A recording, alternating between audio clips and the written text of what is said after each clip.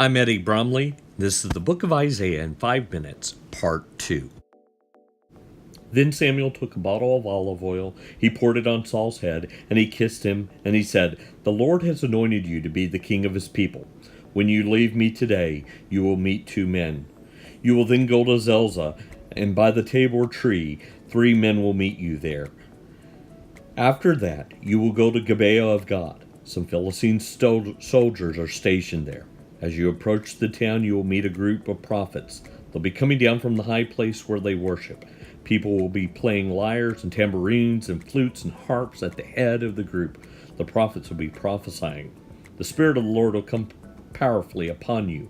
Then you will prophesy along with them, and you will become a different person."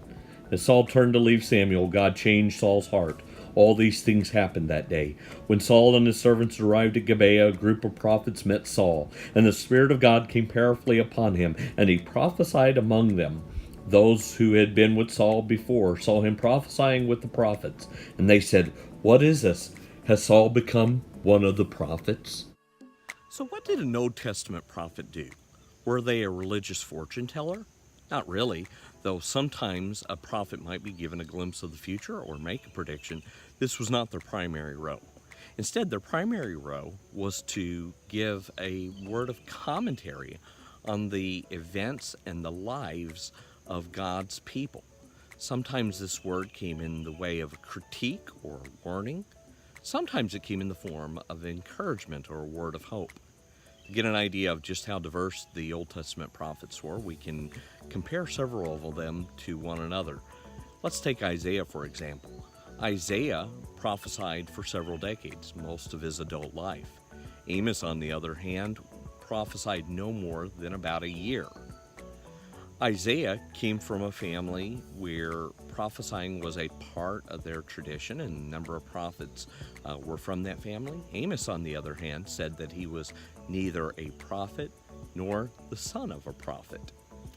Isaiah was glad and willing to become an Old Testament prophet, saying, "Here I am, God, send me." On the other hand, Jonah and Jeremiah were quite reluctant and even resistant at times to God's call upon their lives. Isaiah came from the ruling class and was part of the aristocracy and was considered respected and respectable by many of the ruling class, where prophets like John the Baptist, Ezekiel, and Elijah were considered something of wild men, and very often their behavior was considered bizarre and socially unacceptable. Some prophets did their work primarily alone. Consider Jonah, Amos, or Ezekiel, who seemed to work in relative isolation, where others, like Elijah, gathered around them a school of disciples that learned together, worked together, and did their ministry together in community. Finally, some Old Testament prophets were quite well known, Isaiah being the best known of the Old Testament prophets, perhaps arguably Elijah. But 3 of the largest writings in the Old Testament, 1st and 2nd Kings, 1st and 2nd Samuel, and 1st and 2nd Chronicles, are actually grouped together with the prophets by the Jewish rabbis. And this is the reason. The writers of these books were not trying to write unbiased, objective history.